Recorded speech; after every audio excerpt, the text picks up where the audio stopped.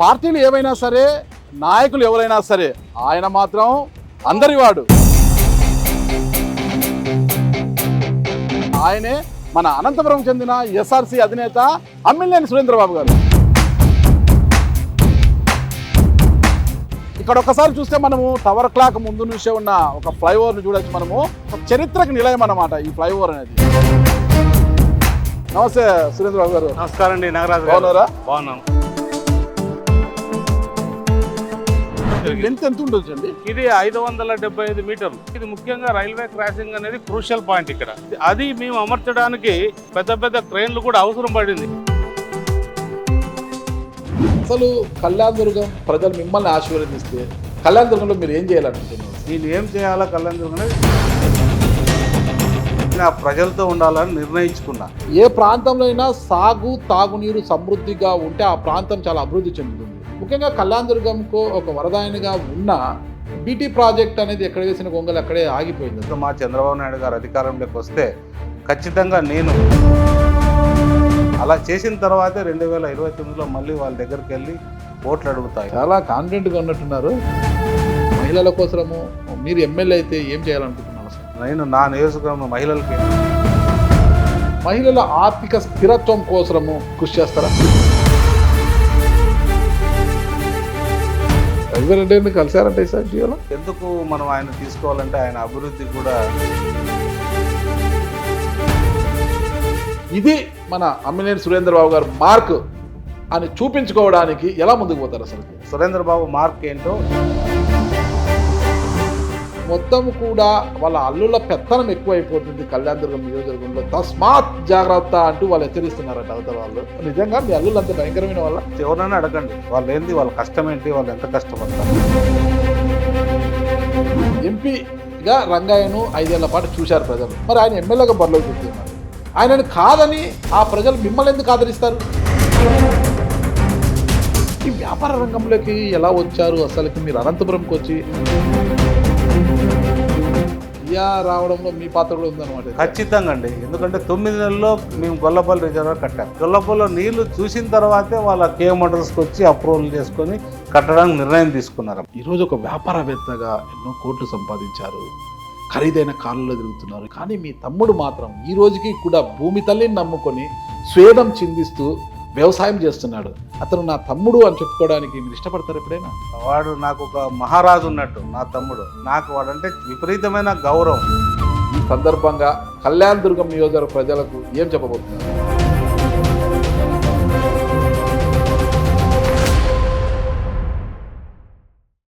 Hello, welcome to Suman TV. నేను మీ నాగరాజ్ బైరిశెట్టిని. పార్టీలు ఏవైనా సరే, నాయకులు ఎవరైనా సరే, ఆయన మాత్రం అందరివాడిగా పేరు తెచ్చుకున్న ఆయనే మన అనంతపురం చెందిన ఎస్ఆర్సీ అధినేత అమ్మినేని సురేంద్రబాబు గారు. అమ్మినేని సురేంద్రబాబు గురించి ఇప్పుడు ఈ అనంతపురంకే తలమానికమైన ఈ టవర్ క్లాక్ దగ్గర నిలబడుకుని నాగరాజు ఏం మాట్లాడుతున్నాను అనుకుంటున్నారా?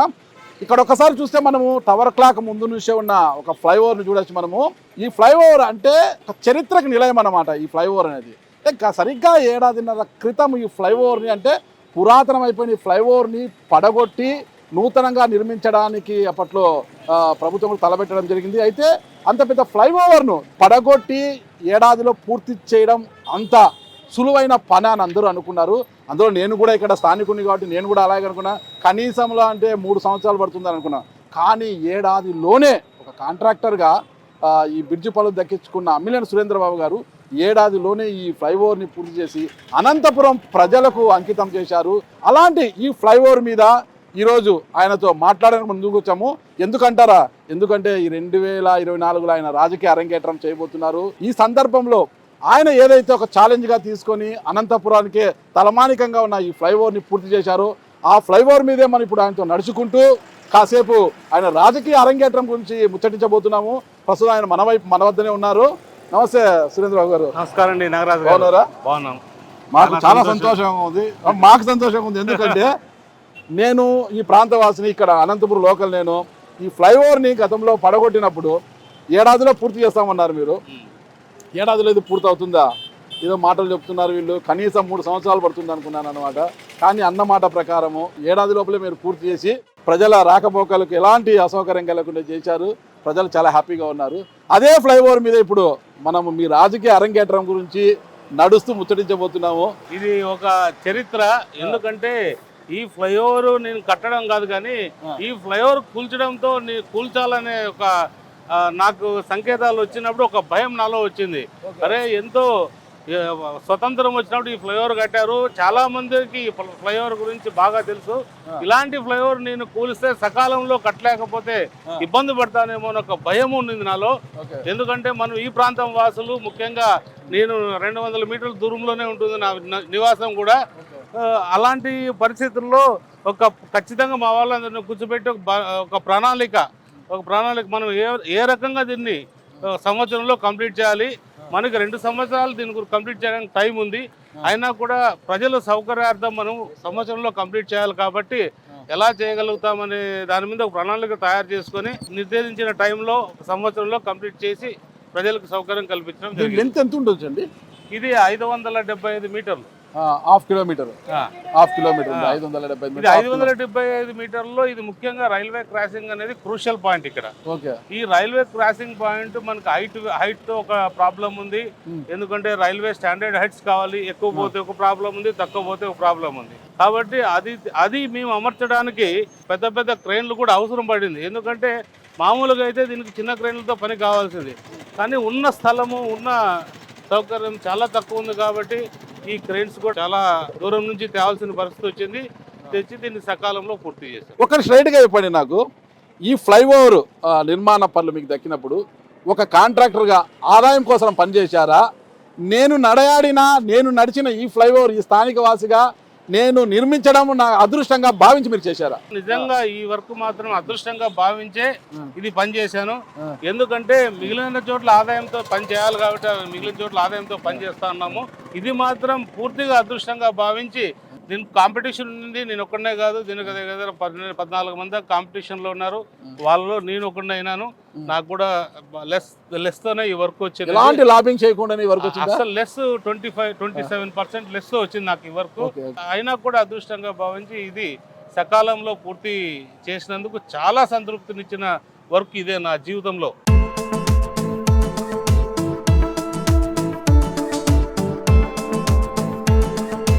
అమ్మినేని సురేంద్రబాబు గారు ఇక కాంట్రాక్టర్ కాదు, వ్యాపారవేత్త కాదు, పూర్తి స్థాయిలో రాజకీయ నాయకుడిగా మారిపోయారు.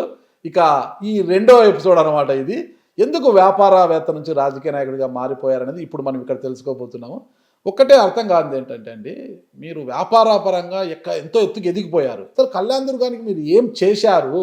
అక్కడి ప్రజలు మీకు ఎందుకు ఓటేయాలంటే ఏం చెప్తారు? ఏం చేస్తాననేది ఆడ ఉన్న ప్రజలతో ఉన్న మమేకమై, అలాగే పార్టీ నాయకులు, కార్యకర్తలు అందరితో నేను చట్టసభలు లేక అసెంబ్లీకి పోతే నేను 5 ఏళ్ళ కాలంలో ఏదైతే నేను చేయాలనుకుంటున్నానో అది చేసి చూపించిన తర్వాత ఇంకొకసారి నేను 2029లో ఎన్నికల్లో ఓటు అడగడానికి పోయినప్పుడు అప్పుడు మీరు అడగండి మీరు ఏం చేశారు ఈ నియోజకవర్గానికని. అప్పుడు నేను మీకు కరెక్ట్గా మీకు సమాధానం దొరుకుతుంది. ఒక ఎమ్మెల్యే అభ్యర్థిగా మీరు చెప్పింది బాగానే ఉంది. ఒక ఎమ్మెల్యే అభ్యర్థిగా బరిలోకి దిగినప్పుడు నియోజకవర్గంతో సంబంధం ఉండాలి, ప్రజలకు తెలిసి ఉండాలి. ఇవన్నీ ఉంటేనే ప్రజలు కూడా ఓకే అమ్మినేని సురేంద్రబాబు గారితో బాగుంటుందని ఓట్లు వేస్తారు. మరి అక్కడ ప్రజలకు మీకున్న అనుబంధం ఏంటి అసలు? నేను 15 కిలోమీటర్ల దూరంలో ఉన్న నా బంధువర్గము, నా కార్యకర్తలు అందరూ ముందు నుంచి తెలిసిన వాళ్ళు, నాయకులు తెలిసిన వాళ్ళు, నాకే అన్ని సంబంధాలు వాళ్ళతో ఉన్నాయి. నేను ఎక్కడ సంబంధాలు వాళ్ళతో లేకుండా ఎక్కడ లేను. నేను ప్రతి ఒక్కరికి పరిచయిస్తుండే. 2019లో కూడా నాకు ఒక టికెట్ అనేది రావడము, ఆ అధిష్టానం ఇంకొకరికి ఇవ్వడంతో ఓకే ఎవరెవరు పార్టీ కోసం కష్టపడి పనిచేయాలనే అభిప్రాయంతో పూర్తిగా అక్కడున్న అభ్యర్థి ఎవరైతే ఉన్నారో 2019 ఆయన సహకరించి పక్కకు రావడం జరిగింది. ఖచ్చితంగా సహకరించారండి. 2019లో ఉమామేశ్వర నాయుడుకి నిస్వార్థంగా అన్ని విధాలుగా సహకరించాం. 2014లో ఉన్న మనమంత్రి చౌదరికి సహకరించారా? 2014లో నేను అనంతపూర్ అసెంబ్లీకి టికెట్ ఆశించాను. తెలుసు. అప్పుడు కూడా ప్రభాకర్ చౌదరికి మేము సహకారం చేశామండి. ఇక్కడ చేసినాం నాగరాజు. ఎప్పుడు కూడా పార్టీకి వ్యతిరేకమైన ఏ నిర్ణయాలు ఎక్కడ తీసుకోలేదు. మీరు ముందు నుంచి తెలుగుదేశం పార్టీ సానుభూతి పరులుగాను, తెలుగుదేశం పార్టీ నాయకులుగాను తెర వెనుక ఉన్నప్పటికీ కూడా మీ వ్యాపారంలో మునిగిపోయారు. కాంట్రాక్ట్ వర్క్లు అంటే ఈ వ్యాపారాల్లో మునిగిపోయారు మీరు. కానీ కళ్యాణదుర్గంలో ఆ కళ్యాణదుర్గం అంటిపెట్టుకొని ఉన్నం ఫ్యామిలీ కావచ్చు, ఉమామహేశ్వరరావు ఫ్యామిలీ కూడా అక్కడే ఉంది. నేను కాంట్రాక్టర్గా ఎన్నో చేయాల్సినటువన్నీ అక్కడ చేసి పెట్టాను. నాకు అందుబాటులో ఉండేటివి. వాళ్ళతో పాటు నేను కూడా జెండా మోసాను. బట్ నేను ఎందుకంటే ప్రతిరోజు అక్కడ ఉండలేకపోయి ఉండొచ్చు. కానీ ఇప్పుడు పూర్తిగా రాజకీయం వేరు, వ్యాపారం వేరనే దాని మీద ఇప్పటి నుండి పూర్తిగా నేను ఒక రాజకీయవేత్తగా అక్కడ ఉండడానికి నిర్ణయించుకున్నా. అక్కడ ఒక స్థిర నివాసం ఏర్పరచుకుంటున్నా. అక్కడే ఉంటా. నేను నా కంపెనీ కూడా రిజైన్ చేసేసాను ఈ మధ్యలో రీసెంట్గానే. కాబట్టి ఇప్పుడు అది ఆ జెండా మోయడం కానీ ఇవన్నీ కూడా నేను కూడా వాళ్ళతో మమేకమై వాళ్ళతో పాటు కలిసి 5 ఏళ్ళు కాదు, 10 ఏళ్ళు కాదు, 20 ఏళ్ళు నేను కలిసి మెలిసి నా రక్తం ఉన్నంత వరకు అక్కడే నాకు ప్రజల సహకారం ఉన్నంత వరకు అక్కడే జీవిస్తానని తెలియజేస్తాను. కళ్యాణదుర్గంలోనే ఎందుకు నివాసం కట్టుకుంటున్నారు? అక్కడి ప్రజలకు ఎందుకు సేవ చేయాలనుకుంటున్నారు? ఇప్పుడు కళ్యాణదుర్గంలో నాకు ఒక నివాసం కావాలి. నేను అక్కడ ఉండాలనుకుంటున్నాను కాబట్టి నాకు ఒక నివాసం ఉండాల్సిందే. నేను ఉంటేనే నేను వాళ్ళకి అక్కడ దగ్గరగా ఉండగలుగుతాననే అభిప్రాయం నాకు ఉంటుంది. నాకు అనంతపూర్లో కూడా నివాసం ఉంది, కానీ కళ్యాణదుర్గంలో ఉంటే బాగుంటుంది కదా. అనంతపురంలో అందరూ రావడానికి పోవడానికి కార్యకర్తలకు కానీ నాయకులకు కానీ ప్రజలకు కానీ ఇబ్బంది అవుతుందనే అభిప్రాయంతో నేను అక్కడ నివాసం ఏర్పరచుకుంటున్నా. బేసిక్గా మీరు కాంట్రాక్టర్ కదా, అంటే ఇప్పుడు కాంట్రాక్టర్ పక్కన పెట్టేసిన అక్కడ బేసిక్గా కాంట్రాక్ట్ కావచ్చు. కళ్యాణదుర్గం మీద అంటే మీకున్న విజన్ ఏంటి అసలుకి? కళ్యాణదుర్గం అనేది నిజంగా చాలా వెనకబడిన ప్రాంతం, ముందు నుంచి అందరికీ తెలిసిన ప్రాంతమే అది.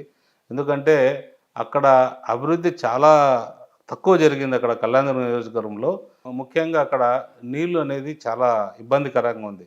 అంటే రైతులకి నీళ్లు కానీ డ్రిప్ ఇరిగేషన్ పరికరాలు కానీ, అలాగే మనకి అనంతపురం జిల్లా ఈ పండ్ల తోటలకి చాలా అపూర్వమైన ఆధారం ఉంది. కరెక్ట్, వాస్తవమే. ఫుడ్ బౌల్ ఆఫ్ ఏపీ అంటారు. దాంట్లో అందులో ముఖ్యంగా అనంతపురం జిల్లా ముఖ్యంగా కళ్యాణదుర్గంకి ఏ ప్రాంతంలో అయినా సాగు తాగునీరు సమృద్ధిగా ఉంటే ఆ ప్రాంతం చాలా అభివృద్ధి చెందుతుంది. ముఖ్యంగా కళ్యాణదుర్గంకు ఒక వరదాయనిగా ఉన్న బీటీ ప్రాజెక్ట్ అనేది ఎక్కడ వేసిన గొంగలు అక్కడే ఆగిపోయింది. అది పూర్తయితే అక్కడ చెరువులన్నీ నింపే అవకాశం ఉంటుంది. కానీ 2009లో రఘువీరారెడ్డి గారు, అప్పుడు మంత్రిగా ఉన్న రఘువీరారెడ్డి గారు డిపిఆర్ డిజైన్ చేయించినప్పటికీ ఆ డిపిఆర్తో ఆగిపోయింది. ఆ తర్వాత 2018లో చంద్రబాబు నాయుడు గారు టెండర్లు కాల్ఫర్ చేశారు, అది ముందుకు వెళ్ళలేదు. 2019లో అధికారంలోకి వచ్చిన ఉషా శ్రీశరణ్ గారు దాన్ని ఏమీ చేయలేదు. మీరు గెలిస్తే ఆ బీటీ ప్రాజెక్టును మీరు పూర్తి చేయడానికి కృషి చేస్తారా? మీరు కూడా అలా హామీలాగే దాన్ని మర్చిపోతారా? 2018లో టెండరు రావడంతో ఒక 20-25 కిలోమీటర్ల దాకా కెనాల్ తవ్వడం జరిగింది. మాకున్న తక్కువ కాలంలోనే అక్కడితో అది ఆగిపోయింది. ఆ రోజుకి ఆగిపోయింది. 19 ఎలక్షన్స్తో ఆగిపోయింది. అప్పుడు బిల్లులు కూడా రాలేదనుకుంటా. రాలేదు చాలా వరకు. తర్వాత దాన్ని ల్యాండ్ ఎక్విజిషన్ ప్రాబ్లంతో క్లియర్ కాకపోవడము, అది అట్లే పెండింగ్ పడిపోవడం జరిగిపోయింది. కానీ ఇప్పుడు మా ప్రభుత్వం, మా చంద్రబాబు నాయుడు గారు అధికారంలోకి వస్తే ఖచ్చితంగా నేను దాన్ని దగ్గరుండి ఆ ప్రాజెక్టు క్లియర్ చేయించుకొని ఏదైతే ఉన్నాయో నేను ఆ ప్రాజెక్ట్ని మొత్తం కంప్లీట్ చేసి 120 చెరువులకి, అంటే కళ్యాణదుర్గంకి రాయదుర్గంలో కొంత భాగానికి అన్ని చెరువులకి నీళ్లు పోయేటట్టు ఖచ్చితంగా తాగునీరు సాగునీరు రెండు కూడా వాళ్ళకి ఉపయోగపడే పని నేను గ్యారెంటీగా చేయగలిగి, అలా చేసిన తర్వాతే 2029లో మళ్ళీ వాళ్ళ దగ్గరికి వెళ్ళి ఓట్లు అడుగుతాయి. రైతుల విషయం మనం పక్కన పెడితే ఒక బీటీ ప్రాజెక్ట్ మీరు పూర్తి చేసి నిజంగా అది ఒక వరంగా మారుతుంది రైతులకు. ఆ విషయం పక్కన యువత గురించి మనం ఆలోచిస్తే, యువత అంటే చాలామంది డిగ్రీ పట్టభద్రులైపోయి ఇంజనీరింగ్ కావచ్చు, నాన్ ఇంజనీరింగ్ కావచ్చు అన్నీ చదువుకొని ఉపాధి అవకాశాలు లేక స్థానికంగా బెంగళూరు, హైదరాబాదు, చెన్నై తర ప్రాంతాలకు వలస వెళ్ళిపోతున్నట. అంటే స్థానికంగా యువతకు ఉపాధి కల్పించడానికి మీరేమైనా ఆలోచించారు? ఎందుకంటే ఇప్పటికే రఘువీరారెడ్డి గారు మంత్రిగా ఉన్నప్పుడు అక్కడ కళ్యాణదుర్గం మండలము తిమ్మసముద్రం రెవెన్యూలో కావచ్చు 500 ఎకరాలు, కంబదూరు మండలం నూతిమడుగు దగ్గర మొత్తం రెవెన్యూలు పక్కనే ఉంటాయి. 1000 ఎకరాలను సేకరించి ఏపీఐసీసీకి అప్పగించడం జరిగింది. 100 కోట్ల రూపాయలు రైతులకు కూడా పరిహారం ఇవ్వడం జరిగింది. కానీ ఎలాంటి అభివృద్ధి జరగలేదు అక్కడ పారిశ్రామికంగా. అంటే మీరు ఎమ్మెల్యే అయిన తరువాత తెలుగుదేశం పార్టీ అధికారంలోకి వచ్చి మీరు ఎమ్మెల్యే అయితే మళ్ళీ 1000 ఎకరాలని మళ్ళీ మీరు మీ కంట్రోల్లోకి తీసుకొని అక్కడ ఉపాధి అవకాశాలు కల్పించే అవకాశాలు ఏమైనా ఉన్నాయా? ఖచ్చితంగా ఉన్నాయండి. ఎందుకంటే మీరు అనేది కరెక్ట్. చాలామంది కళ్యాణదుర్గం వాసులు అందరూ వలస వెళ్తున్నారు. ఎందుకంటే చంద్రబాబు నాయుడు గారి మీద ఎందుకు నమ్మకం అంటే అక్కడున్న మనకు కియా మోటార్స్ ఉంది. ఆయన దాన్ని అభివృద్ధి చేయడంతో రాష్ట్రానికి ఎంత ఉపయోగం ఉందో అందరూ కళ్ళతో చూస్తున్నాము.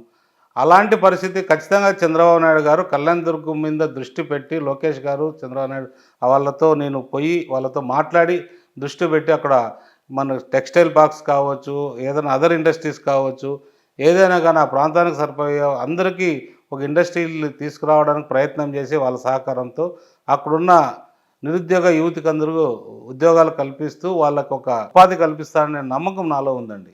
ఇంతకుముందు మీరు రైతుల గురించి మాట్లాడారు కదా, పండ్ల తోటల సాగు పెట్టింది పేరు కళ్యాణదుర్గం.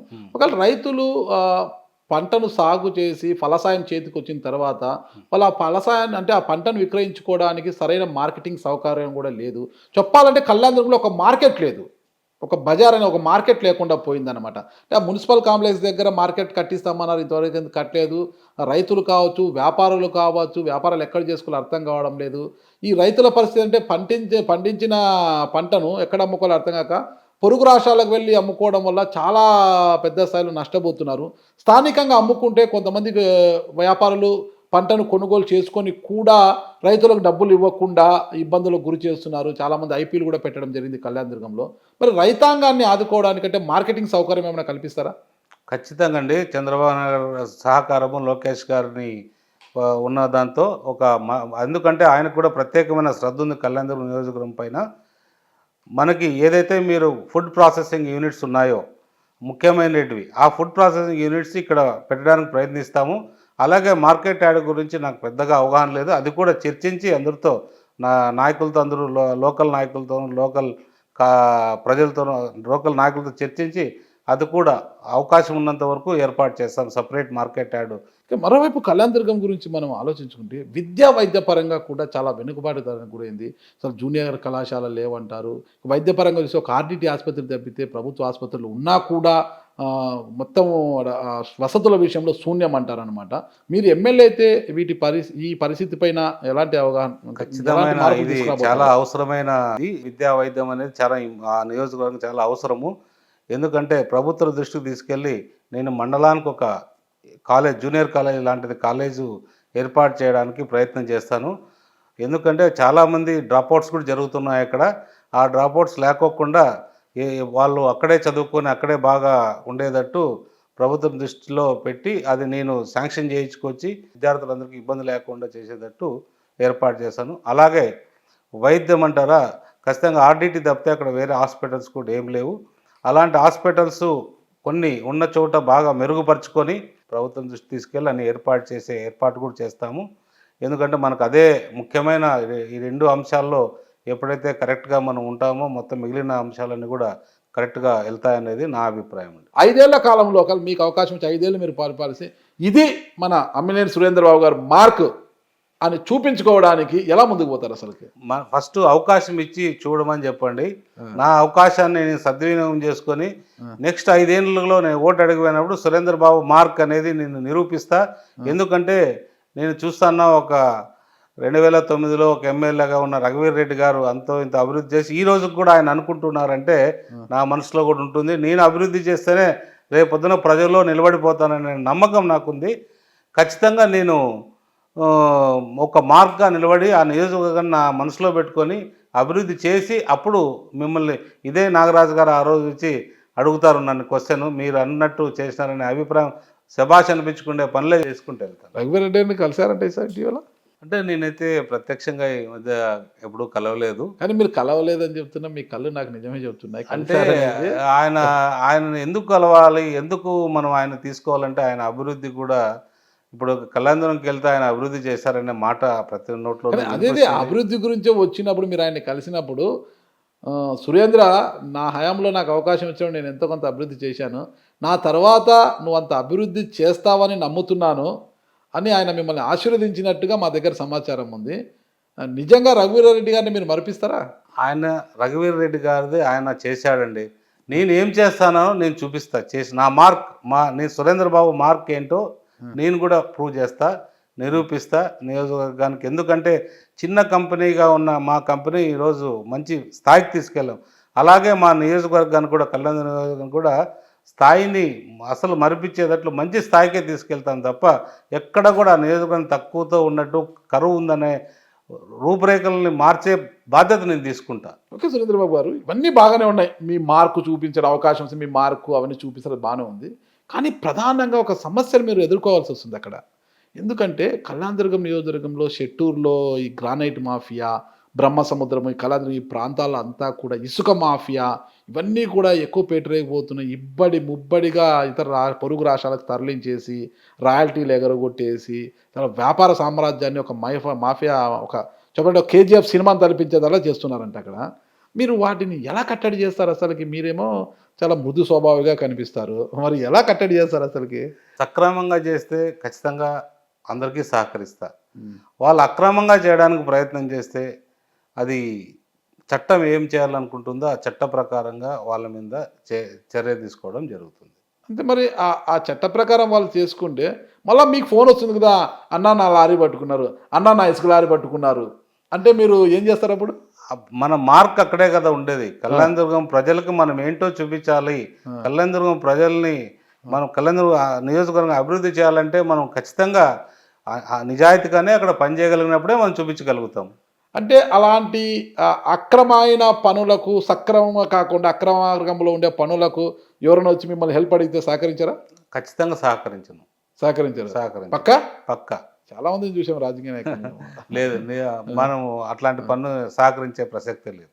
ఇంకొక విమర్శ కూడా వినిపిస్తోంది, మొత్తం కూడా వాళ్ళ అల్లుల పెత్తనం ఎక్కువైపోతుంది కళ్యాణదుర్గం నియోజకవర్గంలో, తస్మాత్ జాగ్రత్త అంటూ వాళ్ళు హెచ్చరిస్తున్నారట అవతల వాళ్ళు. నిజంగా మీ అల్లులు అంత భయంకరమైన వాళ్ళ? చూడండి, ఒకటి నాగరాజు గారు, ఇప్పుడు 20 సంవత్సరాలు మా కంపెనీ నడిపాం. ముగ్గురు మేము పార్ట్నర్లు ఉన్నాం. దాంట్లో మా అల్లులకు సంబంధం లేని కంపెనీ ఇది. 26 సంవత్సరాలు కలిసి నడుస్తున్నప్పుడు కూడా వాళ్ళు ఎప్పుడు మా కంపెనీలో తలదూర్చి నాకు ఇది చేయాలా అది చేయాలా అనే అభిప్రాయం ఎప్పుడు తేలే. కంపెనీ రూల్స్ ఏదైతే ఉన్నాయో కంపెనీ రూల్స్ ప్రకారంగా కంపెనీ కోసం పనిచేశారు తప్ప వాళ్ళు ఈ రోజు వరకు ఏ స్వార్థమైన పని, ఏ చిన్న తప్పు కూడా ఎక్కడా చేయలేదు. మా కంపెనీలో కానీ ఇంకో చోట వాళ్ళు ఏది ఆశించరు. వాళ్ళు నేను అనుకున్న అల్లుళ్ళుగా చెప్పడం లేదు, కానీ నిజంగా వాళ్ళు భగవంతుడు మనకి ఇచ్చిన గిఫ్ట్. అంటే మీరు అనుకోవచ్చు, ఎవరైనా అడగండి, వాళ్ళు ఏంది, వాళ్ళ కష్టం ఏంటి, వాళ్ళు ఎంత కష్టపడతారని. వాళ్ళు ఎప్పుడు కూడా ఒక చిన్న అలవాట్లు కానీ ఇంకోటి కానీ వాళ్ళ డెడికేషన్ ఆఫ్ వర్క్ అంతే. అంటే వాళ్ళు చేయాలనుకుంటే చేస్తారు. తర్వాత కూడా రాజకీయాల్లోకి నేను కళ్యాణదుర్గంలోకి ఎంటర్ అయిన తర్వాత కూడా వాళ్ళు ఈ ఎన్నికల వరకే వాళ్ళు ఉంటారు. తర్వాత వాళ్ళ కంపెనీలో ఉన్న యాక్టివిటీస్ చూసుకుంటారు తప్ప కళ్యాణదుర్గం సంబంధించి ఎక్కడ కూడా వాళ్ళ ఇన్వాల్వ్మెంట్ ఉండదు. అక్కడున్న కళ్యాణదుర్గం నాయకులు, కళ్యాణదుర్గం ప్రజలు, కళ్యాణదుర్గం కార్యకర్తలతోనే నేను ఉంటాను తప్ప వాళ్ళ సహకారం కానీ వాళ్ళు వచ్చి అక్కడ ఎవరో పెత్తనం చేయడానికి కానీ ఇట్లాంటి ఏ పనులు కూడా వాళ్ళు రారు. అట్లాంటిది వచ్చినా కూడా నేను క్షమించే ప్రసక్తి లేదు. దేనికైనా నేను సిద్ధమే అట్లాంటి పనులు. ఎందుకంటే ఇది నాకు గత వాళ్ళ గురించి అనుభవం ఉంది కాబట్టి దాంట్లో నేను క్లారిటీగా ఉన్నా. చూద్దాం, చెప్పినంత ఈజీ కాదు. లేదు, ఇది నిజమే. పూర్తి ఎప్పుడైనా అత్యవసరమై నిజంగా నాకు అవసరం పడి నేను ఎక్కడైనా అందుబాటులో లేక ప్రజలకు అవసరం ఉందన్నప్పుడు ఏదన్నా ఫలానా చోటుకి వెళ్ళరామని చెప్తే వాళ్ళు వెళ్తారు తప్ప వాళ్ళంతకు వాళ్ళు వెళ్ళి వాళ్ళ నిర్ణయం తీసుకొని. సమయం చాలా ఉంది, ఇంకా సమయం అది మీరు దాని గురించి మీరు మర్చిపోండి. కళ్యాణదుర్గం ప్రజలకు నేను ఖచ్చితంగా హామీ ఇస్తున్నా, ఇది పూర్తిగా ఎన్నికల వరకు వాళ్ళు ఉంటారు. ఎన్నికల తర్వాత వాళ్ళ వ్యాపారం వాళ్ళ దాంట్లో వెళ్తారు. నేను నా కుటుంబం, నేను మాత్రం, అంటే నా కుటుంబం అంటే నా భార్య, మరి నా కొడుకు గురించి కూడా నేను చెప్పను. నేను నా భార్య మాత్రమే అక్కడ ఉండి మంచి చెడ్డ చూసుకుంటాం తప్ప మిగిలిన విషయాలు అక్కడున్న కార్యకర్త నాయకులతో మమేకమై ఉంటాం. కానీ ఇట్లాంటి వీళ్ళు వచ్చి ఇంటర్ఫియర్ అయ్యి వాళ్ళకి గ్యాప్ రావడానికి ట్రై చేయండి. ఓకే, ఈ విషయం మనం పక్కన పెట్టేసి ఏ రంగంలోనైనా గెలుపు ఓటములనే సహజంగా ఉంటాయన్నమాట. ఈ రాజకీయ రంగంలో ముఖ్యంగా వాటిని జీర్ణించుకోవాలి, డైజెస్ట్ చేసుకోవాలి కదా. మరి ఈ గెలుపోటముల విషయంలో మీ జీవితంలో ఎలాంటి ప్రభావం చూపిస్తాయంటారు? అసలుకి ఏది జరిగినా తట్టుకుంటారా? చంద్రబాబు నాయుడు గారు టికెట్ నాకు ఇచ్చిన తర్వాత ఎన్నికల్లో బరిలోకి దిగిన తర్వాత నేను ఖచ్చితంగా గెలుస్తానా, గెలుపుకేం డోకా లేదు, నేనే గెలుస్తాను అని చెప్పడానికి అసలు మీకు అనుకూలించే అంశాలు ఏంటివి? నేను ఏది నిస్వార్థంగానే పనిచేయాలని వస్తానా. ప్రజలు నన్ను కోరుకుంటున్నారు, మీరు రా అని అడుగుతున్నారు, రమ్మని ఆహ్వానిస్తున్నారు. ప్రజల కోసం నేను వెళ్తానా, ఖచ్చితంగా నాకు నమ్మకం ఉంది, నేను గెలుస్తాను. మీ ప్రత్యర్థి కూడా ప్రజల కోసమే ఎక్కడికి వచ్చారు. ఎంపీ ఇప్పటివరకు సిట్టింగ్ ఎంపీగా ఉన్న ఆయన గెలుస్తారనే ఉద్దేశంతోనే కళ్యాణదుర్గం నియోజకవర్గానికి వచ్చారు కదా తలారి రంగయ్య గారు. అందుకోసమే కదండి ఆయన 5 సంవత్సరాలు ఎంపీగా ఉన్నారు. ఆయన ఏం చేశారనేది ఆయన ఒకసారి పరిశీలించుకోవాలా. 5 ఏళ్ళు తర్వాత నేనేం చేశాననేది కూడా ఆ రోజు అడగండి. మీరు ఏంటి ఈ ప్రశ్న ఏంటనే అభిప్రాయం వస్తుంది. మీరు వ్యాపారవేత్తగా ఉన్నంత వరకు మీకు ఎంపీ తలారి రంగయ్య గారికి మంచి స్నేహబంధం ఉండేది అంటున్నారు కదా. ఇప్పుడు ఇద్దరు కూడా కళ్యాణదుర్గంలో ప్రత్యర్థులు కాబోతున్నారు. ఇది మరి ఫ్రెండ్లీ పోటీగా ఉంటుందా లేకుంటే నిజంగా పార్టీల మధ్య పోటీ ఉంటుందంటారా? ఇది ఖచ్చితంగా పార్టీల మధ్య పోటీనే. ఇది పూర్తిగా పార్టీల మధ్య పోటీనే నడుస్తుంది. ఇది అంతకు మించి వేరే అవకాశాలు ఎక్కడా లేదు. ఎంపీగా రంగయ్యను 5 ఏళ్ల పాటు చూశారు ప్రజలు. అంటే ఈ పార్లమెంట్ అంతా కూడా కళ్యాణ ప్రజలు కూడా చేశారు. మరి ఆయన ఎమ్మెల్యేగా బరిలోకి దిగుతున్నారు. ఆయనను కాదని ఆ ప్రజలు మిమ్మల్ని ఎందుకు ఆదరిస్తారు? అది ప్రజలే చూసుకుంటారండి. నాకెందుకు ఓటేయాలా అనేది ప్రజలే చూసుకుంటారు. ఒక మేజర్ ఓట్ ఫ్యాక్టర్గా ఉన్న సామాజిక వర్గానికి చెందిన వారు ఆయన. మరి ఆ ఓటర్లను కావచ్చు మిగతా వారిని ఎలా ఆకట్టుకుంటారు మీరు? నేను ఆ సామాజిక వర్గంలోనే అత్యధిక ఓట్లు నేనే తీసుకురాగలుగుతాను. ఎందుకంటే ఆ సామాజిక వర్గంతో నాకున్న సంబంధాలు చాలా ఎక్కువ. వాళ్ళంటే కూడా నాకు అమితమైన ప్రేమ. వాళ్ళతో పాటు అన్ని సామాజిక వర్గాలు కూడా నేను సమానంగా చూస్తాను, వేరే రకంగా చూడను. ఎప్పుడైతే వాళ్ళు నేను చూడగలుగుతానో అందరూ నా వైపు ఉండి నాకు ఓటేస్తారండి. చాలా కాన్ఫిడెంట్గా ఉన్నట్టున్నారు. చూద్దాం. ఓకే, ఈ కాన్ఫిడెన్స్ లెవెల్ ఎంతవరకు ఉంటాయని. ఎందుకంటే 2004లో క్రియాశీలకంగా ఉన్నారు మీరు రాజకీయాలు అప్పటి నుంచి. 2009లో టికెట్ ప్రజారిజం పార్టీని టికెట్ ఆశించారు. అప్పుడే అయిపోయింది. అనంతపురం పిఆర్పి అభ్యర్థి మీరేనా అందరూ కూడా అనుకున్నారు. చివరి నిమిషం మిసింది. 2014లో ఇంకా అయిపోయింది. అనంతపురం అభ్యర్థి ఎమ్మెల్యే సురేంద్రబాబు అన్నారు. అప్పుడు కూడా చివరి నిమిషంలో ప్రభాకర్ చౌదరి గారికి టికెట్ వచ్చింది. 19లో ఇంకా అయిపోయింది అన్నారు. 24లో ఇప్పుడన్నా ఈ లక్కీ డ్రాలో ఏమన్నా గెలుపు పొందుతారా లేదని అందరూ కూడా ఆసక్తిగా ఎదురు చూస్తున్నారు. మరి ఈసారి ఏమన్నా తలుపు మీరే అంటున్నారు 2004లో ప్రయత్నం చేశారు, 2009లో ప్రయత్నం చేశారు, 2014లో ప్రయత్నం చేశారు, 2019లో ప్రయత్నం చేశారు. నేను ఈ అన్ని సంవత్సరాల్లో కూడా నేను అభివృద్ధి చెందుతా పోయాను కానీ ఎక్కడ నిరుత్సాహపడి ఎనికి రాలే. నాకు టికెట్ రాలేదు, నేను అక్కడ డీలా పడకూడదు, నేను ఏదైతే చేయాలనుకున్నా చేసుకుంటూ ముందుకు వెళ్తున్నాను తప్ప ఎక్కడ కూడా నేను ఒక్క స్టెప్ వెనక్కి రావడమో లేదా నేను చెడ్డ పేరు తెచ్చుకోవడం ఇట్లాంటి పని ఎక్కడా చేయలేదు. నాకున్న 20 ఏళ్ళ స్పాన్లో ఎక్కడ నేను తప్పు పని చేయలేదు. ఇంకా మనం ఈ రాజకీయాలు ఇవన్నీ మనం పక్కన ఒక్కసారి మీ కుటుంబ నేపథ్యం గురించి తెలుసుకోవాలండి. ఒక సామాన్య రైతు కుటుంబానికి చెందిన వారు మీరు అంటారు. మరి ఈ స్థాయికి ఎలా వచ్చారు అని తెలుసుకోవాలంటే ఒక్కసారి మీ కుటుంబ నేపథ్యం గురించి చెప్తారు. అసలు నాది ఆమదాల గ్రామము, ఉరవకొండ మండలము. నాకు 2 తమ్ముళ్ళు ఉంటారు, మాకు అక్క ఉంటుంది. సో మా నాన్న పెద్ద రైతు. నాకు 200 ఎకరాలు 190 రైతు. ఏం పేరు నాన్నగారి పేరు? అమలినేని వెంకటప్ప. మా అమ్మ లక్ష్మీ నరసమ్మ. ఈ రోజు కూడా మా గ్రామంలో నా తమ్ముళ్ళు, మా అమ్మ, నేను ప్రతి పండుగైనా ఊరికి వెళ్తా. అక్కడ నా తమ్ముడికి ఒక ఇల్లు, నాకు ఒక ఇల్లు, ఇంకో తమ్ముడికి ఒక ఇల్లు, అందరికి ఇండ్లు ఉన్నాయి. అందరము జాయింట్ ఫ్యామిలీగానే ఉంటాం. అందరూ బంధువర్గాలు కానీ అందరూ ఉండదు. ఈ రోజు కూడా నాకు ఇంట్లో 5 గానులు ఎద్దులు ఉన్నాయి. ఇంట్లో మేత అంటే వాములు, అంటే మేతకి సంబంధించిన వాములు కూడా మా ఉరవకొండ మండలంలో ఎక్కడ చూడరు. మాకు మాత్రం అంత పెద్ద వాములు మాకు ఈ రోజుకి ఉన్నాయి. నా తమ్ముడు పూర్తి రైతు. వాడు కష్టపడడం తప్పితే వేరే పని ఏమీ తెలియదు. తెలియదా కష్టపడడం అంటే? నేను నా వ్యాపారంలో ఉన్నాను కాబట్టి, నా తమ్ముడు రైతాంగంలో ఉన్నాడు కాబట్టి వాడి కష్టం వేరు, నా కష్టం వేరు. ఓకే. వాడు ఎందుకంటే ఆ రైతుల్లో ఉన్న దాంట్లో కూడా మంచి పేరు తెచ్చుకున్నాడు. మండలంలో కానీ నియోజకవర్గంలో ఎరుస్వామి శనగ పండించిన అంటే 1000 మూట్లు పండిస్తాడా, 800 మూట్లు పండిస్తాడా అనే మంచి పేరు, అంత పట్టుదల ఉన్న వ్యక్తి. రాత్రింబొగులు కష్టపడతా అంటాడు. ఇప్పుడు కూడా ఎవరి దాంట్లో కాంట్రవర్సీ పోడు. అమ్మినేని సురేంద్రబాబు గారు ఈరోజు ఒక వ్యాపారవేత్తగా ఎన్నో కోట్లు సంపాదించారు. ఖరీదైన కార్లలో తిరుగుతున్నారు. ఏసీ కార్లలో, ఏసీ గదులు, ఏసీ కార్లు తప్పితే వేరేది మీకు తెలియదు. కానీ మీ తమ్ముడు మాత్రం ఈ రోజుకి కూడా భూమి తల్లిని నమ్ముకొని స్వేదం చిందిస్తూ వ్యవసాయం చేస్తున్నాడు. అతను నా తమ్ముడు అని చెప్పుకోవడానికి మీరు ఇష్టపడతారు ఎప్పుడైనా? నాగరాజు గారు, ఒకటి ఈ విషయంలో ఖచ్చితంగా రైతే రాజు. నా తమ్ముడుగా నేను చెప్పుకోవడానికి చాలా గర్వపడతాను. నా తమ్ముడు ఒక రైతుగా అక్కడ ఉండి ఆ సేవ చేయడంలో నాకున్న తృప్తి, నా కుటుంబం మీద ఎంతో ప్రేమ, అంతా నా తమ్ముడు అంటే నాకు విపరీతమైన ప్రేమ అక్కడే ఉంది. ఎందుకంటే అక్కడ ప్రజలతో ఉండి మమేకమై ఆయన సేద్యం చేసుకుంటూ అందరికీ 10 మందికి ఆడ అన్నం పెట్టే రైతే రాజు అనే అభిప్రాయానికి మా వాడు నిదర్శనం. అక్కడ చెమట చిందిస్తూ స్వేదాన్ని చేస్తూ మాసిన బట్టలతో అన్నయ్య మీ దగ్గరకు వచ్చినా కూడా ఆలింగనం చేసుకుంటారా మీ తమ్ముడిని? నాకు ఒక మహారాజు ఉన్నట్టు నా తమ్ముడు. ఎందుకంటే ఖచ్చితంగా నా తమ్ముడు ఏ క్షణం ఏమున్నా ఒక మహారాజుగానే అక్కస్ని చేర్చుకుంటాను. కానీ నాకు వాడంటే విపరీతమైన గౌరవం. తమ్ముడు అంటే ప్రేమనా, రైతు అంటే ప్రేమనా? నాకు నా తమ్ముడు రైతుగా ఉండడం నిజంగా నేను ప్రేమిస్తున్నా. Okay okay.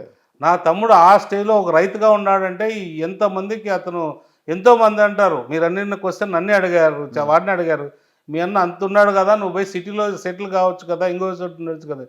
మా అన్న అటు ఉండాలా, నేను ఇట్లే ఉండాలా, నేను రైతుగా ఉండాలి, అప్పుడే మా కుటుంబం కానీ 10 మంది రైతులు కానీ నేను నిదర్శనం కావాలని చెప్పి వాడు చాలామందికి సమాధానం చెప్పాడు. మా ఊర్లో మీరు ఎవరినైనా అడగొచ్చు. ఓకే ఓకే, మంచి తమ్ముడు ఉన్నాడండి అయితే మీకు. చాలా. రాజు లాంటి తమ్ముడు ఉన్నాడు. ఖచ్చితంగా. రైతే రాజు. ఖచ్చితంగా. రాజు లాంటి తమ్ముడు మీట్లో ఉన్నాడు. సో మీ విద్యాభ్యాసం అంతా ఎక్కడ కొనసాగిందండి? నేను పెనక్చర్లో చదివాను, తర్వాత జూనియర్ కాలేజీలో చదివాను అనంతపూర్లో, తర్వాత డిగ్రీ నేను జగజీవన్ రావు కాలేజ్ హైదరాబాద్లో చదివాను.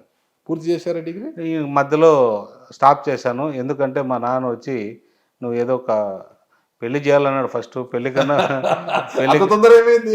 డిగ్రీ చదువుతున్నప్పుడే పెళ్లి చేయాలని అంటే పెళ్లి కన్నా ముందు బిజినెస్ కావాలని చెప్పి. ప్రేమలో ఉండినారు అప్పుడు ఏమన్నా?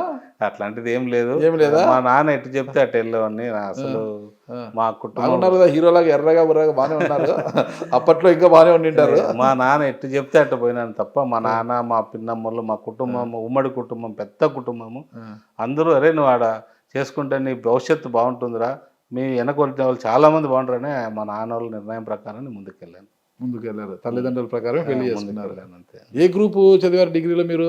నేను బీకామ్ చదివాను. మీరు ఈ స్థాయికి వచ్చారు కదా, అమ్మిలేని సురేంద్ర బాబు అని కింద బీకామ్ అనేది ఒక ట్యాగ్ లైన్ లేకోకుండా పోయింది కదా, మీకేం బాధ లేదంటారా? నేను ఎంతో మందిని డిగ్రీలు చదివిస్తానండి. నాకు ఎందుకు బాధ ఉంటుంది? వాళ్ళందరూ చదువుకుంటా పెద్దవాళ్ళుగా తయారైపోయి చాలా ఉన్నతమైన స్థానంలో ఉన్నారు. చాలా మందిని మనం ఎంతో మంది ఉపాధి కూడా కల్పిస్తున్నాము. ఆ డిగ్రీ అనే దానికి నాకు ఎక్కడ కూడా బాధ అనేది ఎక్కడా లేదు. అవే మీకు పెద్ద డిగ్రీలు. అదే నాకు చాలా డిగ్రీ, అదే ఒక హారం మీకు. ఆ డిగ్రీలు నాకు ఒక హారం. మరి వ్యవసాయ కుటుంబం కదా, మీరు డిగ్రీ డిస్కంటిన్యూ, ఈ వ్యాపార రంగంలోకి ఎలా వచ్చారు? అసలుకి మీరు అనంతపురంకి వచ్చి ఫస్ట్ ఏదో ఒక పేపర్ మార్ట్ స్టార్ట్ చేశారు, దానికన్నా ముందు ఒక బ్రిక్ ఇండస్ట్రీ కూడా పెట్టారంటారు కదా, ఏంటి ఆ కథ అసలు? లేదు, ఫస్ట్ పేపర్ మార్టే స్టార్ట్ చేశాను. ఓకే. 1987లో పేపర్ మార్ట్ స్టార్ట్ చేశాను. స్టార్ట్ చేసిన తర్వాత బాగా నడుస్తూ ఉన్నింది.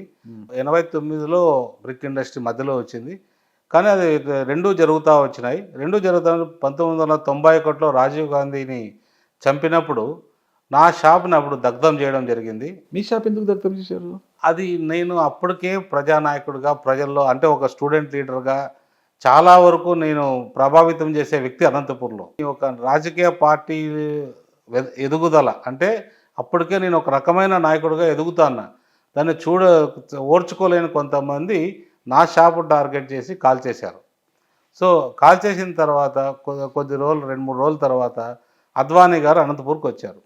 వచ్చి ఒక భోజనానికి మా మామగారి ఇంటికి, లాలకృష్ణ అద్వానీ గారు మీ ఇంటికి వచ్చారు? లాలకృష్ణ అద్వానీ గారు వచ్చారు. అద్వానీ గారు, వెంకయ్యనాయుడు గారు ఇద్దరు వచ్చారు. వచ్చి ఇట్లా షాప్ అంతా కాలిపోయిన తర్వాత నా భుజం మీద చెయ్యేసి హిందీలో చెప్పాడు, ఎందుకు నువ్వు నష్టపోతున్నావు, నువ్వు చాలా పవర్ఫుల్ లీడర్గా అవుతావు, నువ్వు ఒక యువజన నాయకుడుగా, బీజేపీ యువజన నాయకుడు నేను తయారు చేస్తా రాష్ట్రానికి, నువ్వు మా పార్టీలో కంటిన్యూ కా అని చెప్తే నేను అప్పుడు తల ఉంచి అనలేదు, ఏమనలేదు, పెద్దవాళ్ళు కాబట్టి సరే అని చెప్పి ముందుకి ఆ రోజు నేను ఆయనతో కలిసి భోంచేయడం జరిగింది. ఆ రోజు తర్వాత అప్పటికి నా ఊపంతా ఇటువైపే ఉంది, తెలుగుదేశం వైపే నేనున్నా. అంటే నాకు అవకాశం తెలుగుదేశంలో వస్తే బాగుంటుందేమో ఈ యువజన నాయకుడుగా, అది ఇది అనే అభిప్రాయం నాలో ఉంది. అద్వానీ లాంటి వ్యక్తి పిలిస్తే వెళ్ళలేదా మీరు? మహానాయకుడు అండి, ఈరోజు వెళ్ళింటే బీజేపీలో ఎక్కడ ఉండేవాళ్ళం అనేది ఆ తృప్తి ఉంది. కానీ బట్ నాకు అద్వానీ లాంటి నాయకుడు ఆఫర్ చేశాడు చూడండి, అంత నిజాయితీపరుడు, అంత గొప్పవాడు, ఈ రోజు కూడా నా మనసులో భారతరత్న. ఈరోజు నాకు నిజంగా నేను చాలా గర్వపడుతున్నా. నేను ఈరోజు స్థాయిలో ఉండడానికి అట్లాంటి పెద్దల ఆశీస్సులు కూడా నాకు ఇండైరెక్ట్గా ఉన్నాయి కాబట్టి ఈరోజు నిజంగా మేము కానీ మా కంపెనీ కానీ ఆ స్థాయిలో ఉన్నాం. తెలుగుదేశమే నా ఇల్లు లాగా మీరు అనుకున్నారు కదా. 2009లో ప్రజారాజ్యం పార్టీ తరపున ఎందుకు తిరిగారు? చిరంజీవి గారితో ఎందుకు కలిశారు అసలు? నేను చిరంజీవి అభిమాని అండి. మెగాస్టార్ చిరంజీవి అభిమాని. నేను రాష్ట్రంలోనే చిరంజీవి అభిమానులు ఒక ప్రభావితమైన చిరంజీవి అభిమాన సంఘ నాయకుడుగా ఉండేవాడిని. అవునా? అది కూడా ఉంది మళ్ళీ చాలా చాలా అసలు ఒక పవర్ఫుల్, అంటే అట్లా ఇట్లా కాదు, పవర్ఫుల్ నాయకుడుగా నేను వెలుగు చూశాను చిరంజీవిలో. చాలా అభిమాన మెగా ఫోర్స్ లేదు, అప్పుడు మధ్యలో వచ్చాయి ఇవన్నీ చిరంజీవి అభిమానులుగా. అప్పుడు తర్వాత బిరుదులు ఒకటి యాడ్ అయితే వచ్చాయి. ఆ టైం మనం కొంచెం బిజినెస్లో కాన్సన్ట్రేషన్ అయిపోయింది. చాలా అభిమానం చిరంజీవి గారు అంటే. ఆ చిరంజీవి గారు అభిమానం ప్రజారాజ్యం పార్టీ పెట్టిన తర్వాత నా వంతుగా నేను ఏదో ఒకటి చేయాలని చెప్పి నాకున్న అప్పటికే నేను కొంత వ్యాపారాల్లో ఉన్నాను కాబట్టి నా భాగస్వాములతో వాళ్ళు కూడా ముందుకు వెళ్ళని గ్రీన్ సిగ్నల్ ఇవ్వడంతో ఒక పెద్ద ఆయన తిరుపతిలో ఒక పెద్ద సభ ఏర్పాటు చేశాడు. ఆ సభకి నేను అనంతపూర్ నుంచి ఇది ఒక 600-700 వెహికల్స్ అంటే ఈ లారీలు మరి పోతే ఐచర్లు ఇట్లాంటి పెద్ద పెద్ద వాహనాలు అంటే అప్పటికి బస్సులు ఉన్నాయి, బస్సులు తీసుకున్నాం కానీ తక్కువగానే అంతా మా సొంత ఖర్చులతో మన మీద ఉన్న ప్రేమతో వేలాదిగా తరలి వచ్చి ఇక్కడి నుండి మనం తిరుపతికి పోవడం జరిగింది. తిరుపతి సభని జయప్రదం చేయడం జరిగింది. అలాంటి సందర్భంలో తర్వాత ఆయన పార్టీ కూడా మెట్ చేయడము, తర్వాత మేము పక్కకు రావడం ఇవన్నీ జరిగిపోయాయి. టీడీపీలోనే పూర్తి స్థాయిలో ఉండిపోయారు. అంతే, టీడీపీలో. ఓకే, నాకు గుర్తు మీరు రాజకీయ నాయకుడిగా ఉన్నారు కాబట్టి ఎప్పటికైనా టికెట్ కావాలి, రాజకీయాలకు పోవాలని ఇంతకాలం మీరు అంటే రంజాన్ తోఫాలు కావచ్చు, సంక్రాంతి కానుకలు కావచ్చు, క్రిస్మస్ సోదరులకు తోఫాలు కావచ్చు, ఇలా ఇచ్చుకుంటూ వచ్చారు కదా. ఈ సేవా కార్యక్రమాలు ఇవన్నీ కూడా భవిష్యత్తును దృష్టిలో పెట్టుకునే చేశారా? నిజంగా అంటే నేను సంపాదించిన దాంట్లో ఒక పావులా, ఒక ₹1 పేదలకు ఖర్చు పెట్టాలనే ఉద్దేశంతో చేశారా? నేను ఒక నమ్మకం ఉందండి నాకు. నేను ఖచ్చితంగా దీంట్లో ఏ స్వార్థము లేదు నేను చేసిన సేవలో. నాకు ఒక ముస్లిం ఆయన పెద్ద వ్యక్తి గురువు, అంటే ఒక పెద్ద వ్యవస్థ ఉన్న గురువు వచ్చి, నువ్వు ముస్లిమ్స్లో ఉన్న వాళ్ళలో అత్యంత బీదవాళ్ళు ఉండేది ముస్లిమ్స్లోనే. అది రంజాన్లో నువ్వు ఏదైనా చేయగలిగితే నీకు చాలా మంచి జరుగుతుంది, నీ వ్యవస్థకి నీ వ్యాపారానికి కూడా అభివృద్ధి జరుగుతుంది. కాబట్టి మీరు చేసి చూడండి, తర్వాత మాట్లాడదామని చెప్పాడు. చాలా పెద్ద వ్యక్తి, చాలా మంచి వ్యక్తి ఆయన చెప్పాడు.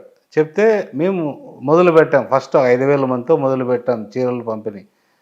5,000 నుంచి 10,000 మంది అయ్యారు, 10,000 నుంచి 20,000 మంది దాకా వచ్చారు. ప్రతి రంజాన్కి ఇక్కడ వచ్చి మమ్మల్ని ఆశీర్వదించి పోతారు. మీ అభివృద్ధి, మీరందరూ బాగుండాలి, మీ వ్యవస్థ బాగుండాలి, మీ కంపెనీ బాగుండాలి. వాళ్ళు ఆశీర్వదించిన ప్రతి టైము మా కంపెనీ నిజంగా అంటే గ్రో అవుతూ వచ్చింది. అది మనసులో ఒక దైవగుణం, ఎవరో దేవుడు కల్పించాడు కాబట్టి చేయగలుగుతున్నాం, అంతేగాని రాజకీయాలను దృష్టిలో పెట్టుకుని ఎప్పుడు అట్లాంటి పనులు ఏది చేయడానికి మేము ప్రయత్నం చేయాలి. ఒకటి ఏదైనా ఇచ్చినప్పుడు కూడా మా పేరు ఏంటో మేము బయటకు ఫోకస్ చేసుకొని, లేదా సన్మానాలు చేయించుకొని, లేదా మీటింగ్లో చెప్పుకొని, ఇట్లాంటివి మీరు ఎక్కడైనా చూడండి. ఎక్కడ ఏదేమైనా మేము లో ప్రొఫైల్లో ఇస్తాం, ఉంటూనే ఉంటాం అంతే. మేము వచ్చే ఫోటోలు పేపర్లో ఇచ్చి ఇట్లాంటివి ఎప్పుడు చేయము కూడా. తర్వాత కూడా చేస్తే కామ్గా చేసి ఉంటూనే ఉంటాం. సరే, అమ్మినేని సురేంద్ర ఒక మంచి లౌక్యం బాగా తెలుసు, లౌక్యంగా ఉంటారు ఆయన. అందుకే ఏ పార్టీ అధికారంలో ఉన్నామా కూడా ఆయనకు మాత్రం కాంట్రాక్ట్ వర్కులు అలా వచ్చేస్తుంటాయి ఆయనకంటారు. అంటే అమ్మినేని సురేంద్రబాబు గారు ఎక్కువ కూడా ఇలా ఇస్తూ ఉంటారు, ఇలా తీసుకునే నాయకులు చాలామంది ఉన్నారు. అందులో భాగంగానే ఈ లాబింగ్, దీని ద్వారానే ఆయనకు వర్కులన్నీ బాగా వస్తున్నాయి అంటుంటారు కదా, అవునా? వర్క్లు ఇప్పుడు లాబింగ్ అనేది ఎక్కడ నేను దాన్ని ఒప్పుకోను. మేము చేసే ప్రతి టెండర్లో వచ్చే వర్క్లే, మేము కాంపిటీషన్లో వచ్చే వర్క్లే చేస్తున్నాము. మేము చేసే ప్రతి వర్క్ కూడా చాలా విలువలు ఉన్న వర్క్లే చేశాము. మనం ఇంటర్వ్యూ చేసిన బ్రిడ్జ్ కావచ్చు, గొల్లపల్లి రిజర్వాయర్ కావచ్చు. ఆ గొల్లపల్లి రిజర్వాయర్ మడకశిర రోడ్డు కూడా మేమే చేశాము. Hindupur Madakasira up to border దాకా మేమే ఆ రోడ్డు చేసాము. ఆ రోడ్డు చేయడంతో ఎంత ఉపయోగం ఉందో మీకు తెలుసు. అనంతపురం కళ్యాణం రోడ్డు మేమే చేసాము. Anantapur up to Uravakonda border దాకా మేమే చేసాము. మరి పోతే గుత్తి రోడ్డు మేమే చేసాము. ఇప్పుడు తాడిపత్రి రోడ్డు ఇప్పుడు చేస్తున్నాము, జరుగుతుంది హైవే. అవన్నీ ఎలాంటి లాబింగ్ లేకుండా వచ్చాయంటారు. లాబీకి అది నేషనల్ హైవే, లాబింగ్ అనేది అసలు దీంట్లో సమస్య లేదు, ఎక్కడ లాబింగ్ లేదు. ఈవెన్ అన్ని గుడ్ విల్ వర్కులు రావడము, మనం కంప్లీట్ చేయడంతో గుడ్ విల్ కంపెనీకి వచ్చింది. ఓకే, గుడ్ విల్తోనే ఖచ్చితంగా. ఎందుకంటే మేము గొల్లపల్లి రిజర్వాయర్ కంప్లీట్ చేశాం కాబట్టి ఈరోజు కియా మోటార్స్ అంత పెద్ద కియా మోటార్స్ వచ్చిందంటే వాళ్ళు ఫస్ట్ ఆ గొల్లపల్లిలో నీళ్లు చూసిన తర్వాతే వాళ్ళ కియా మోటార్స్కి వచ్చి అప్రూవల్ చేసుకొని కట్టడానికి నిర్ణయం తీసుకున్నారు. కియా రావడంలో మీ పాత్ర కూడా ఉందన్నమాట. ఖచ్చితంగా అండి, ఎందుకంటే 9 నెలల్లో మేము గొల్లపల్లి రిజర్వాయర్ కట్టాం. ఒకటి అన్ని బాగానే ఉన్నాయి, ఒకటి కావాలా, ఈరోజు అన్ని రంగాల్లో కూడా మహిళలు ముందుంటున్నారు, అన్ని రంగాల్లో వాళ్ళు రాణిస్తున్నారు కదా. మరి కళ్యాణదుర్గం నియోజకవర్గంలో కూడా మహిళల పాత్ర ఎక్కువగా ఉండబోతుంది. మరి ఆ మహిళల కోసము ఈరోజు మహిళలు సైతము ఉపాధి అవకాశాలు లేక ఇతర ప్రాంతాలకు వలసలు వెళ్ళే పరిస్థితి ఉంది. ఆ మహిళల కోసము మీరు ఎమ్మెల్యే అయితే ఏం చేయాలనుకుంటున్నారు అసలు? కరెక్ట్ ప్రశ్న అడిగారు. చంద్రబాబు నాయుడు గారు మహిళలకి ఏం చేయాలనేది కూడా ఆయన ఆల్రెడీ చెప్పడం జరుగుతుంది, చెప్పారు కూడా. నేను నా నియోజకవర్గం మహిళలకు ఏం చేయాలనేది ఒక సర్వే చేయిస్తాను. ఆ సర్వే ప్రకారంగా నిజంగా ఏమైతే మంచిది ఉంటుందో అది నేను సర్వే రిజల్ట్స్ వచ్చిన తర్వాత నేను మళ్ళీ మీకు తెలియజేస్తాను. మహిళల ఆర్థిక స్థిరత్వం కోసము కృషి చేస్తారా? ఖచ్చితంగా వాళ్ళు ఆర్థిక స్థిరంగా ఉన్నప్పుడే వాళ్ళ కుటుంబం అంతా బాగుంటుంది. వాళ్ళ కుటుంబం కోసం ఆర్థిక స్థిరత్వం ఎప్పుడైతే ఏర్పడుతుందో వాళ్ళ కుటుంబం చల్లగా ఉంటుంది. అది నేను ఖచ్చితంగా అది ప్రయత్నిస్తాను. నెక్స్ట్ మంత్ 12 అంటే మార్చి 12 ఎన్నికల నోటిఫికేషన్ వెలువడే అవకాశం ఉన్నట్టు కూడా మనకు తెలుస్తోంది. ఇంకా సమయం కూడా చాలా తక్కువగా ఉంది. ఈ సందర్భంగా కళ్యాణదుర్గం నియోజకవర్గ ప్రజలకు ఏం చెప్పబోతున్నారు? నిజంగా ప్రజలను ఒకటే కోరుకుంటున్నా, దయచేసి ఇది నాకు అవకాశం ఇవ్వండి. మన నియోజకవర్గం కళ్యాణ నియోజకవర్గం నేను పూర్తిగా అభివృద్ధి చేసి మళ్ళా 2029లో మీ ముందుకు నేను ఓటు అడగడానికి వస్తా.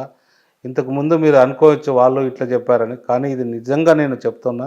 ప్రజలు, కార్యకర్తలు, నాయకులు అందరూ కూడా నన్ను నమ్మి నాకు ఓటేస్తే నిస్వార్థంగా మీకోసం సేవ చేయడానికి నేను అక్కడే ఉండి మీకు అన్ని సమస్యలు పరిష్కరించి నాకు చేతనైనంత వరకు కూడా నేను అన్నీ చేస్తా. అలాగే భైరవాంతిప ప్రాజెక్ట్ కావచ్చు, ఇండస్ట్రీస్ కావచ్చు, అన్నీ ఏదైతే సమస్యలు ఉన్నాయో ఒక కళ్యాణదుర్గం రూపురేఖలు మాపడానికి నేను ప్రయత్నిస్తాను. మీ పార్టీ అధికారంలో వస్తే కళ్యాణదుర్గం రూపురేఖలు మారుతాయా అంటే మీరే మారిపోతారా అనేది కూడా వేచి చూద్దాం సార్. అంతవరకు సెలవు తీసుకుంటాం. థ్యాంక్ యూ అండి. నమస్తే. థ్యాంక్ యూ అండి. నమస్కారం.